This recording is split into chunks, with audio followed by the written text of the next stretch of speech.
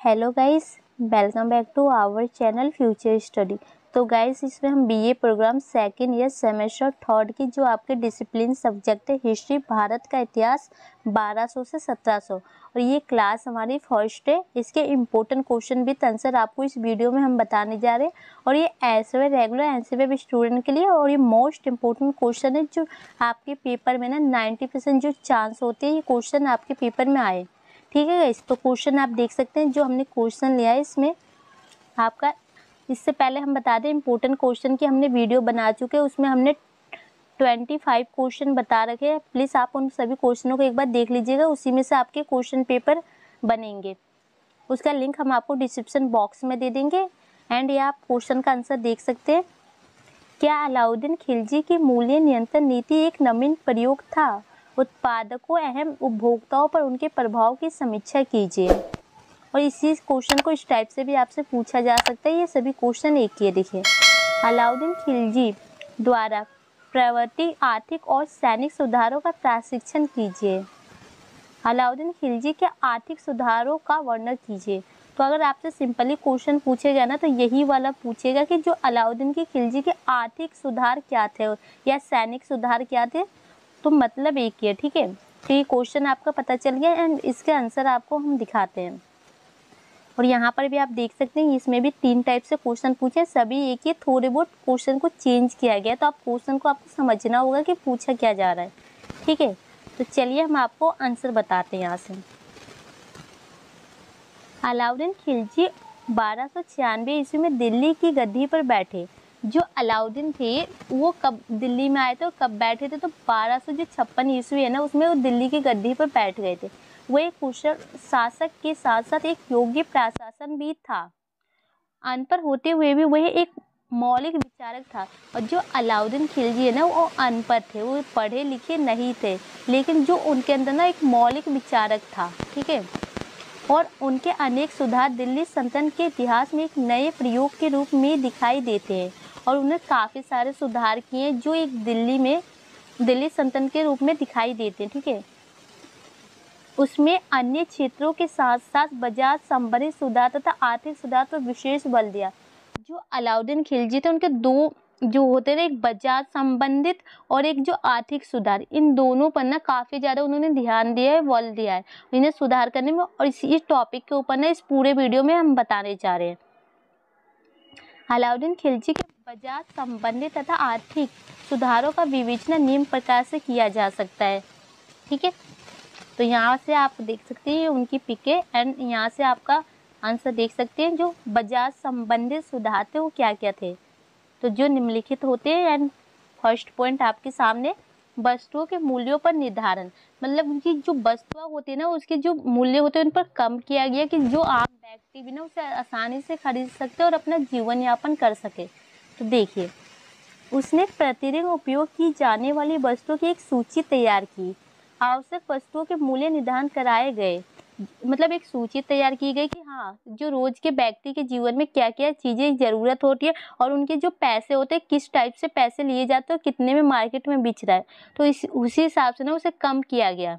तो देखिए, एक टंक 1 तौले के बराबर होता था। एक टंके में 50 जीतल होते थे। गेहूँ 7 जीतल प्रति मान, चना 5 जीतल प्रति मान, जौ 4 जीतल प्रति मान। अच्छा, 1 घंटे का 20 गज था। इस प्रकार उन्होंने वस्तुओं के मूल्यों को बढ़ाने से रोकने के लिए प्रयास किए जिससे जनसाधारण को कुछ राहत मिले। मतलब कि जो भी उनके मूल्य थे जैसे कि आपको यहाँ दिख ही रहे हैं, उसको ना इससे भी कम कर दिया गया जिससे जो जनसाधारण होते हैं, आम व्यक्ति होते हैं, उन्हें राहत मिले, उन्हें खरीद सके और अपनी ज़रूरतें पूरा किया जा सके। ठीक है, अगर इनके ऊपर आपका क्वेश्चन आता है ना तो आप ये अच्छी बातें इनके ऊपर लिख सकते हैं कि हाँ इन्होंने काफ़ी व्यक्तियों की मदद की है, कोई भी सामान आसानी से लोग खरीद सकते थे, अपनी ज़रूरतों की चीज़ें, वस्तुएं, राशन पानी, कुछ भी। ठीक है, तो देखिए, वस्तुओं की पूर्ति। अलाउद्दीन खिलजी ने बाजार में वस्तुओं की पूर्ति पर भी समग्र रूप से विचार किया। उसने वस्तुओं का उत्पादन बढ़ाने हेतु प्रयास कराए गए। सरकारी नियंत्रण द्वारा उसने अनाज संग्रह को समुचित ढंग से प्रबंध कराया। कृषकों को यह निर्देश दिया गया कि वे अपनी उपज की एक निश्चित मात्रा सरकार को नियंत्रित मूल्य पर दें।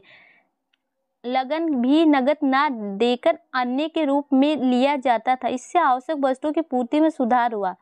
मतलब कि जो किसान होते हैं ना, वो अपने अनाज को उत्पादन किएंगे और उसके बाद वो सरकार के घर बेचेंगे और उसको जो सरकार है ना, उसको एक निश्चित मूल्य देगी और उनको नगद भी देते तो अन्न के रूप में भी देते थे। ठीक है, जिससे कि व्यक्तियों में, जो किसान को राहत मिल सकती है उस सामान को अपने खेतों में उगाने के लिए और बेचने के लिए। थर्ड पॉइंट है व्यापारियों का पंजीकरण, कि जो भी व्यक्ति व्यापार करेगा उसका पंजीकरण करवाना होता था कि वो सही व्यक्ति है या नहीं। देखिए, व्यापारियों के लिए आवश्यक कर दिया गया था कि वो अपना पंजीकरण कराए। सरकार की ओर से व्यापारियों की सहायता हेतु ऋण भी दिए जाते था। मतलब पंजीकरण कराएंगे कि हाँ वो एक व्यापारी और उनको कोई भी जरूरत पड़ेगी ना, कैसे भी पैसे के अकॉर्डिंग, तो वो सरकार की ओर से दिया जाता था। ठीक है, और 4 पॉइंट है राशन व्यवस्था, मतलब कि जो व्यक्ति होते हैं, नागरिक होते हैं, उन्हें राशन की सुविधा भी वहां पर प्राप्त थी। आवश्यकता के अनुसार राशन प्रणाली भी लागू की जाती थी। प्रतिदिन 1.2 मान प्रति घर की दर से अनाज दिए जाते थे। सभी घरों में अनाज दिए जाते थे, मतलब जितने व्यक्ति है ना उसके हिसाब से आधे लोगों को। नेक्स्ट पॉइंट है बाजार निरीक्षकों की नियुक्ति। बाजार में समुचित ढंग से निरीक्षण हेतु निरीक्षकों की नियुक्ति की गई। बाजारों के लिए दीनान ए रियायत नियुक्त किए गए। मालिक कपूर को साहन ए मंडी के पद पर नियुक्त किया गया। वहीं व्यापारियों का पंजीकरण कराने स्वच्छतम अधिकारी था। बाजार का दूसरा उच्च अधिकारी बारिद ए मंडी होता था। वह बाजार में वस्तुओं के मूल्य व तौल का निरीक्षण करता था तथा उसके अधीन कई छोटे और बड़े अधिकारी होते थे। वे सभी बाजार का निरीक्षण करते थे। काम तौलने वाले या अधिक मूल्य लेने वाले को दंड दिया जाता था। मतलब जो बाजार था ना, उसको देखभाल के लिए ना उसमें कुछ मैन जो व्यक्ति होते हैं उन्हें बनाया गया था, जैसे कि यहाँ पर आपको यहाँ दिख ही रहा है। और इनको काम दिया जाता था कि अगर कोई भी व्यक्ति व्यापारी होता है, किसी के संग धोखेबाजी कर रहा है, कम तौल रहा है, उससे ज़्यादा पैसे ले रहा है, तो उन सबको दंड दिए जाते थे। और सभी अपने काम को ईमानदारी से करना होगा, नहीं तो उन्हें दंड दिए जाएंगे। ठीक है, देखिए कठोर दंड व्यवस्था। सुल्तान ने अपनी बाजार नीति को सफल बनाने के लिए कठोर नियम बनाए थे और उन्होंने एक कठोर नियम बनाए थे जिससे व्यक्ति को ना डर हो अपने अंदर। प्रत्येक प्रकार की सट्टेबाजी तथा चोर बाजारी का कठोरता से दमन किया गया। क्षेत्र में पदाधिकारियों को इस बात को लिखित गारंटी देनी पड़ती थी कि हम किसी की को चोरी से अनाज जमा ना करने देंगे। इस प्रकार व्यापारी को अनाज तथा अन्य वस्तुएं जमा करके रखने पर अधिकार नहीं था और वो ना अपने जो कोई भी चोरीबाजी या सट्टेबाजी नहीं करेंगे और कोई भी जो अनाज होता है ना वो जमा करके नहीं रखेंगे अपने गोदाम में और उन्हें व्यक्तियों की ज़रूरत के अकॉर्डिंग उन्हें देना पड़ता था और कुछ ज़्यादा पैसे नहीं ले सकते थे या कम तौल नहीं सकते थे, नहीं तो जब पता चलेगा तो उन्हें दंड दिए जाते थे। ठीक है, इस प्रकार व्यापारियों को अनाज तथा अन्य वस्तुएं जमा करके रखने का अधिकार नहीं था, बल्कि मांगे जाने पर उन्हें चीजें बेचनी पड़ती थी। प्रमुखतः व्यक्ति, अमीर पदाधिकारी तथा धनी व्यक्तियों को बाजार से बहुमूल्य वस्तुएं खरीदने से पहले साहन ए मंडो के दफ्तर से परमिशन लेना पड़ता था। और परमिशन लेना पड़ता है तो कोई ज़्यादा पैसे से कोई भी मूल्य खरीदता है या जो धनी व्यक्ति होते हैं वो सब बाजार में आके कुछ खरीदते हैं तो परमिशन लेते हैं कुछ ज़्यादा सामान लेने पर। ठीक है, तो यही आपको इसमें बताया गया है। एंड इसमें ना एक चीज़ और भी बताया गया कि जिससे यहाँ से आप देख सकते हैं वे ईमानदारी से तथा नियम अनुसार अपने कर्तव्यों का पालन करते थे और नियमों का उल्लंघन करने वाले को कठोर दंड देते थे। इन सुधारों के परिणामस्वरूप अनाज, कपड़ा तथा अन्य वस्तुएं बहुत सस्ती हो गई। तो जो अलाउद्दीन खिलजी के जो आर्थिक सुधार हुए हैं, जो बाजार नियंत्रण हो, उससे ना जो काफ़ी ज़्यादा लोगों को राहत मिली है और उनके सामान जो अनाज, कपड़े, वस्तुएं सभी चीज़ सस्ती हो गई, ज़रूरतमंद की चीज़ें, और काफ़ी ज़्यादा बेनिफिट हुआ। इतिहासकार नासिरुद्दीन के अनुसार अलाउद्दीन खिलजी का बाजार नियंत्रण उसकी परोपकार की भावना का परिणाम था, जबकि बनी के अनुसार अलाउद्दीन का मूल्य नियंत्रण शाही सैनिकों के लिए और राजकोष की स्थिति को मजबूत बनाने के लिए था। जो राजकोष होते हैं और जो शाही सैनिकों होते हैं उनको मजबूती मिली और उन्हें काफ़ी ज़्यादा उनकी हेल्प मिली। अब जो इनके आर्थिक सुधार क्या है, और एक चीज़ और देखिएगा, अगर आपके पेपर में आर्थिक सुधार या राजस्व लिख के आए, दोनों एक ही होता है, ठीक है, तो कन्फ्यूजन नहीं होना है। तो देखिए, सुल्तान ने एक विशाल सेना का गठन किया, उसका खर्चा चलाने के लिए उसने निम्नलिखित आर्थिक सुधार किए। जो एक सेना होती है उन्हें खर्चा चलाने के लिए एक आर्थिक सुधार किए, जो ये पॉइंट है आप देख सकते हैं। सुल्तान ने जागीर प्रथा का अंत करके जागीरदारों से जागीरें छीन ली। जो ये प्रथा होती है जागीर प्रथा, इसका अंत कर दिया था फर्स्ट पॉइंट में। सेकंड पॉइंट है, दान की गई समस्त भूमि पर सुल्तान ने अधिकार कर लिया। जितने भी दान किए जाते हैं ना, उस पर सारा अधिकार सुल्तान का हो गया, अलाउद्दीन खिलजी का, ठीक है।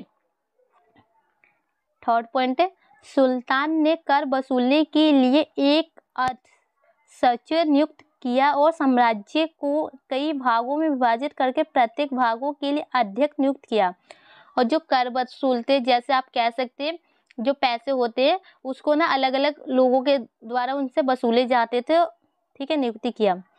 4 पॉइंट ये, राज्य में सब प्रकार की भूमि की पैमाइश कराई गई। इससे यह पता लगाने की कोशिश की गई कि किसानों के पास कितनी जमीन है और उसमें कितनी तथा कैसी पैदावार होती है, उसी के अनुसार कर वसूल किया जाता था। ये व्यवस्था दिल्ली और दोआर में भी लागू की गई। उससे अन्न के रूप में लगन वसूल किया जाता था और उससे सरकारी गोदामों में जमा करा दिया जाता था।